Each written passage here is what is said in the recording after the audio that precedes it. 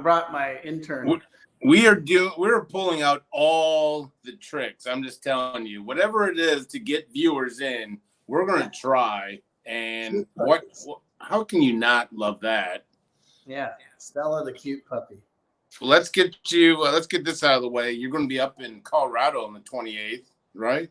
Are you Zoom, whatever? Yeah, it's on Zoom. You can register if you go to the Harmony website, and I think we can post the link. Actually, I can grab the link and post it in the chat. You can just sign up online. It's free. I'll be talking for an hour about working with families that are struggling with addiction and codependency. Wow. Free? Like in free? Free 99, baby. Is there an upsell at the end? Are you going to, am I going to have to buy a place in Bahamas or something? Well, don't give away all this company secret. There's no upsell. There's just like, hey, thanks for coming. I'm happy to have you here.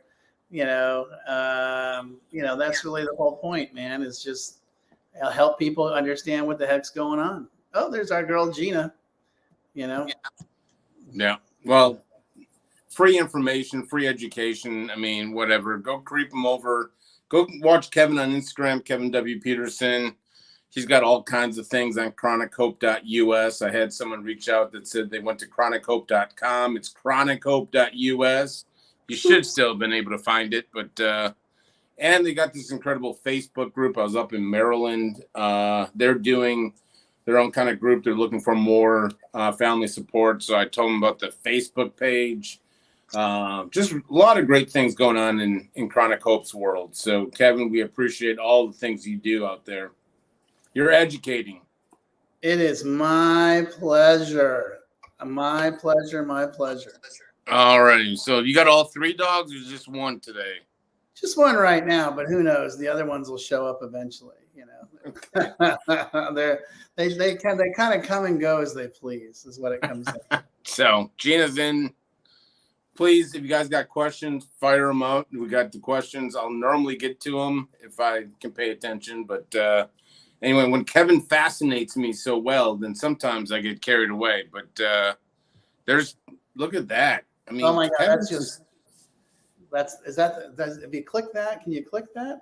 Did I get the whole thing? I think I got it wrong. I think you click it. I mean, you can click it in the comments, I'm sure. But anyway, we're ready. So we're going to kick this off. Hopefully you know what this is. What is a pet therapy? Leave us alone.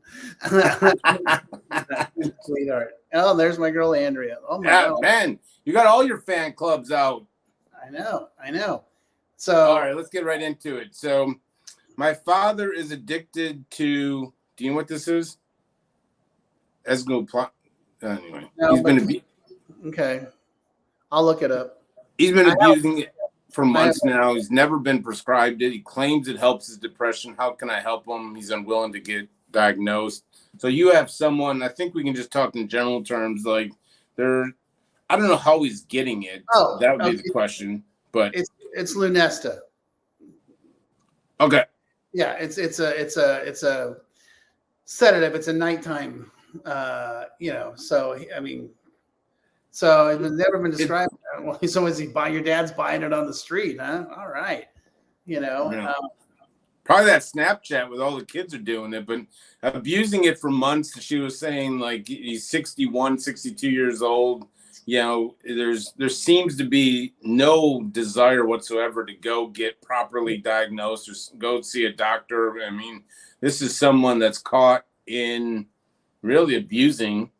I don't know if it's just this one or if he's doing other things, but how do you step into it with a parent and how to help them kind of, just get any kind of help?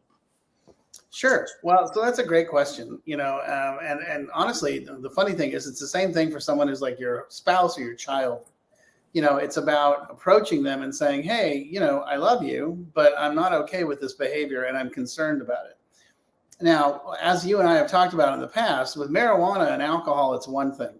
With drugs like this, it can definitely, this is more of what I would call a hard drug. I mean, this is a big deal.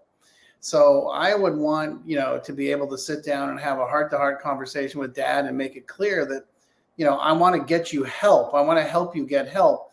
And I know what the answer is going to be, well, he doesn't want any help. Okay, then it's time for you to start setting boundaries and start holding him accountable and saying, well, until the thing is, you're gonna die, and until you're willing to take responsibility for this and change your behavior, I'm going to change my behavior, and I'm not going to just sign off on this like it's no big deal. Now, I would also say, for a more detailed analysis of what I'm talking about, get into my books, watch more of our videos. I mean, we talk about how to set a boundary, how to hold them accountable, and how to be clear about what happens if they don't follow through. It's all there. chronichope.us. Reach out to Kevin directly, whatever it may be. My brother has been struggling with drugs for years. Last year, we told his ex about our concern. She took my nephew, his son, the brother's son, cut off contact with us. My brother went to court, got 50-50 custody, kind of just checking the boxes. So he got custody legally. He's now back to kind of real concern. Here's a family kind of wanting to step in on the brother. They miss having a relationship. They don't want to lose that relationship with the nephew. Much kind of the same things we're talking about, but you got the family wanting to intervene because they're worried about a loved one. And then there's some family drama that's associated with the drug abuse. But what people need to realize is the solution cures a lot of things. So. Right. And so, okay, so my brother's been struggling with drugs for years. Okay, well, then the answer is for you guys as a family, sit down, have some boundaries, hold him accountable. It's not about telling his ex, it's about telling him and going after him and being clear that, hey, and now obviously if it's, the bad enough where there's kids involved and there's probably going to, the stakes are higher, Yeah. But in my estimation, that's even more of a reason to say, hey, we're not okay with this. We're not okay with how you're treating your children. We're not okay with how this is going. We want to offer you help. If you refuse the help, then we're going to, set some boundaries. And the boundaries may be, if we know you're with the kid and you're loaded, we're going to call the cops. It's accountability. Here's the thing. For so many families that I work with, for some reason they have such an incredible avoidance of accountability. Accountability is the key to this whole thing. And I don't mean walking in with a 2x4 and slapping them around. I mean saying, hey, if these are the choices you're going to make, then they're going to come with these consequences. That's accountability. And if you're going to choose this, then it's going to come with that. And we're not going to just stand by and act like nothing's going on and nothing's happening, because it could affect him and it'll affect his kid. So the most important thing I can tell you is, as a family, you need to change the way you're dealing with it, not expect him to change. If you change, it'll force him to change. And that's actually the solution. Now, would you suggest, because there's a 50-50 custody, I think the main fear that they have is last time they stepped in, they thought the concern, and then the ex took the son and cut off contact from that whole half of the family, and she wants to see the nephew. And so she's getting in fear that the ex will then just cut off contact and won't let him see the kid again. But you also have a struggling addict within the family. So the most important thing is getting dad sober. Yeah. Period. Yeah. That's just there's just nothing else to say.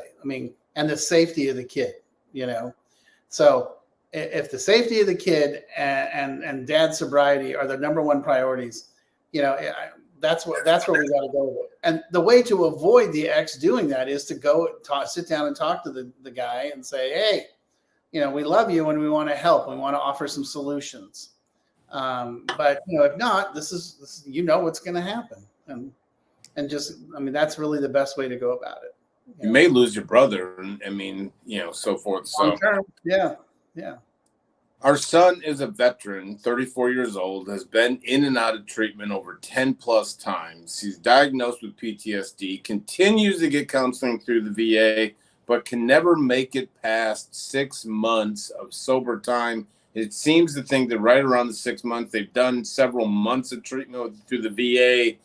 So the question is there a she wants to know is ultimately, is there something within, like, is there time associated with relapsing? Are people like, with this case, it's 6 months, and she's worried, like, is there something around the 6 month that is preventing? And so she's kind of lost, if that makes sense. Totally get it. And I hear this all the time, whether it's 3 months, 6 months, whatever. And here's the solution. Here's the thing. I think it's great that he's in the VA. That's fantastic. I think they have good services, and he's been diagnosed with PTSD. Here's the thing about getting sober, especially when you have PTSD. 30 days in a treatment center and then, hoping that he's going to stay sober after that is not a solution. What you got to find is a 30, 60, 90-day program for this guy, and then probably look at a 6-month or a 9-month sober living engagement. So it's what we got to do is a longer term engagement for folks like this that struggle with getting to past milestones like 6 months, 9 months a year. The truth of the matter, if I had my way, every person that went to treatment would stay in some level of treatment for 18 months or 2 years. And I don't mean like they go back to work, they get back to their families, but I mean, I would love to see the first 3 months, in an inpatient treatment facility. The next 3 to 6 months, I'd like to see you in a sober living environment, going to PHP and IOP, partial hospitalization and intensive outpatient. And then the next 6 to 9 months after that is actively going to meetings, actively going to therapy. And then, we have to, changing someone's ways and changing someone's life is not going to happen in 30, 60, or 90 days. You're going to get a lot of education. You're going to get pointed in the right direction. But the real change comes after you walk out of the treatment center and go into like a sober living environment and do aftercare. There's nothing, I mean, that's just to me, that's actually more important, as silly as that may sound. The spectrum being initially going to detox, then inpatient treatment, then partial hospitalization, and then intensive outpatient, and then outpatient. And that can take anywhere from 9 months to 2 years. But that's how we implement change. It's not a quickie. You're not going to implement for someone who's 34 years old, who's been to war, has got PTSD, 30, 60, 90 days is not going to magically make it all better.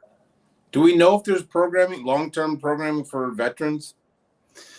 I have to be totally blunt with you. I'm not incredibly well versed on now. I know the VA does offer psychiatric and therapeutic services, but I'm talking. I mean, I would look for wherever they live. I would look for a place that a sober living environment where he could live. So they've mentioned they've tried sober living, and it just seems to be around the 6 month mark. But I want to reach out, and then I reached out, and I didn't get back. I mean, she never got back to me before, this show. But hopefully she does. But I'm wondering if it's lack of services and lack of funds. And so if there's anything, I'm going to do some research on my end and see if there's any long term. Because I don't know. I mean, it just seems like she mentioned sober living and longer than 30 days inpatient, but I don't know exactly so hopefully they'll get back and we can kind of get them in the right follow up direction. with them, see what the story is. Yeah.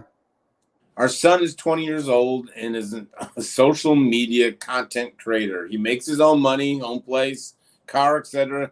He's never been able to put the phone down. So this is a prime example, long email, but so takes harsh comments really, really personally, cuts off comments, kind of goes into a black hole. I don't know if there's drugs and alcohol, but this is a family that's concerned about electronics, like phone addiction, kind of social media addiction. I mean, this is his livelihood, but also I think is turning into an addiction, which we're seeing more and more with the way the world is now. It's all on your phone. So. Yeah. Well, I mean, so here's an interesting situation. He's makes his own money. He's got his own place, got his own car. So they don't have a lot of leverage there, but they do have influence over him, and so what I would say is the first step is to sit down with him and not be harsh. Okay.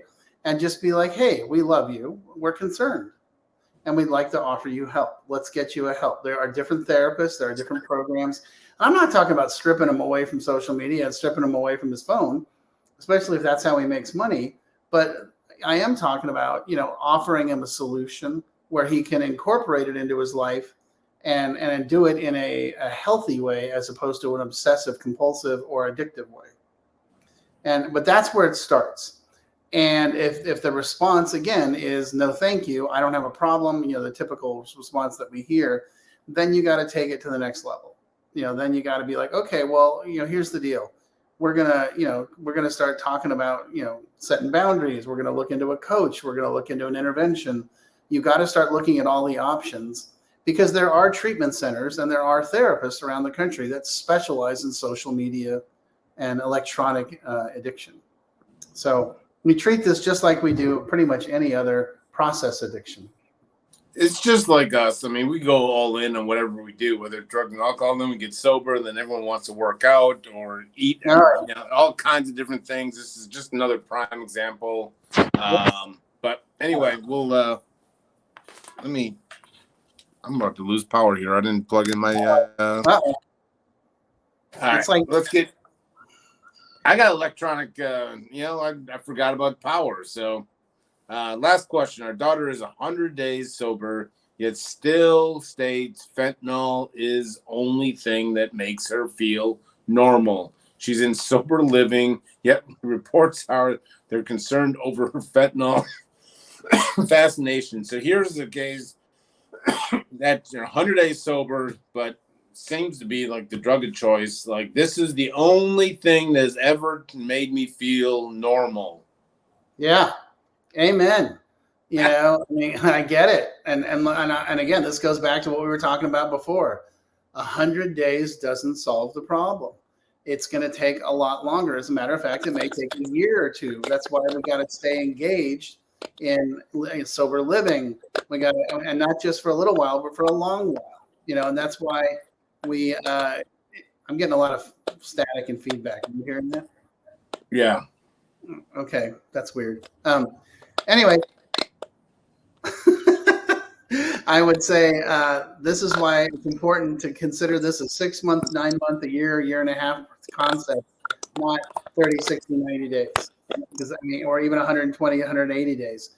Because I know for myself that it took me probably a year and a half before I was like, hey, I can survive just fine without drugs and alcohol. And it just takes time to flush that out of you. So this is normal for your daughter. Don't be mad at her. This is normal, but that's why you got to stay engaged and stay with her throughout the whole process. I would say a year and a half. So, like you're saying, there seems to be some baselines for approaching most of these questions that we get each and every week and stuff like that. So, I don't know if this is going to come out clean or not, but could you kind of just talk about really, I think, how families maybe educate, and maybe we need to be the ones telling them that they, sending Johnny or Sally off to treatment or doing whatever isn't going to fix all the other issues. There seems to be, like you always say, like if you're asking them to get treatment, make sure you're willing to do something, get help for yourselves as well. You kind of want to just in the intro levels of what is kind of finding help for the family, the loved ones of the addiction, kind of what's kind of some baseline expectations of, if you get people into treatment or they're currently in treatment, what are some kind of baseline expectations in Kevin Peterson's world that you'd ask for the family? Does that make sense? Yeah, totally. So, the thing is, if we get someone to agree to go to treatment, and let's say we were looking at like a 90-day program, for me, it's important for the family to be willing to do their own work while that person's in treatment. And I don't mean they got to go to treatment, but they need to be working with someone like myself, someone who understands families and addiction, someone that understands family dynamics and family systems, and will educate them. The families that I work with while someone's in treatment, we spend time reading my books, reading Codependent No More, reading Facing Codependence. There's tons and tons and tons. We read about trauma. I have them watch, Pleasure Unwoven. There's so many resources that I throw the family at. And I want them to understand that this is about teaching them that, yes, that person has an addiction and has a problem and needs to be fixed. or worked on, but so do you, and how you respond. I always tell them, you're not responsible for their addiction, but you are responsible for how you respond to it. And we need to change the way you're responding to it, because the old way is not working. And the other big thing is that if you set the example by getting into your own recovery and digging into your own stuff, it raises the bar. It raises the bar within the structure of the family that oh no, we're not just going to act like it's all you. You're the one with the problem. We're going to realize that, yeah, you have a situation, but we all need to deal with this. And we all need to deal with us and how we're responding to it. And that's a healthy family. A healthy family operates, it's my favorite phrase, right? Healthy families come from healthy individuals. Healthy individuals work on their shit. Everybody has shit, we're going to talk about your childhood. So that's how it works. And this isn't competing. If they're in a treatment facility, this isn't competing. This is actually educating and working together. And so you're more prepared for when the clinician or the facility calls, like, different questions. I mean, you're preparing. This is all a team approach. This isn't competing or anti against the facility by any means. No. It's not an us against them. It's a team group. It's a team effort. So look at Andrea. Yes, I can't change others, but I can manage my responses. There's always a choice involved. Amen. But, like I always tell families too, like when I got sober, I'll use my own, all the time and energy I used for drugs and alcohol. Like I got sober and I had all this free time on my hands. And what I always saw with my mom, and I even brought it up, is my mom all of a sudden had all this free time because she stopped, she cut down on worrisome. She wouldn't know where Jay was. She didn't need to, so families in itself, just on the baseline, you're going to, all the time and energy you've done to kind of love them back to health or whatever you want. My mom always said, like, I just need to pray more or whatever it may be. So that's working on yourself. Their families are going to realize that if you can cut down on the level of worry, he's safe. Sally's safe in treatment. This gives you plenty of time. So any family that says, I don't know where I'm going to find the time, they spent a lot of time worrying about the loved one. So you got plenty of time. It's true. It's absolutely true. I think, there's just so much to be said. Oh, look at Andrea. There's so much to be said about helping people. The best way to help someone is to take care of yourself, and that's the most important thing, is that, you can change the family dynamic by changing you, not by changing somebody else. So. Well, amen. We all can get help. No matter what it is, even if there's not drugs and alcohol involved, if we can all do some work on ourselves and take a look at our childhood. Like I know it's meant the world to me. So, another show in the books. You got any pressing or anything that's kind of on your mind? Anything you're seeing? Oh my gosh, no. I think that's right now that's really I love the flow of the conversation today, the stuff we're talking, because it all comes back to the same thing. It's like, how do we fix them? Well, you don't. You fix the way you address the way you're dealing with them and the way you're talking to them and the way you're approaching them. We got a question coming in, so just keep talking. We'll get a question. Oh, okay. All right. Andrea's going to hit us up. All right. So, well, wait. This will be a good one. This will be a good one. She's the best. Oh gosh. Who let the dogs out? It's always Kevin. Oh my God. Yeah. Well, Stella's. You got it. You got us. But I'm gonna let us. As always, tune in every week. If you're watching this during the week, don't hesitate to fire off a question. We'll get to it in the comments. We can get to the next week. If you want to keep sending me emails, I get blown away, truly blown away that people are still sending in questions. So we're gonna keep hosting this, and we're gonna keep putting Kevin on the spot. And one of these weeks we're gonna trip him up. One of these weeks he's gonna be like, I don't know, but so far it hasn't happened. Go on chronichope.us. Kevin W. Peterson on Instagram has got all kinds of incredible content, and so as always we do this Wednesday nights. 6 p.m. Central, 7 p.m. Eastern. I don't know All what right. that means. 4 Pacific. I don't know what that is. No, it's the West Coast. But anyway, I'll see you next week, Kevin. All right, brother. Talk to you later.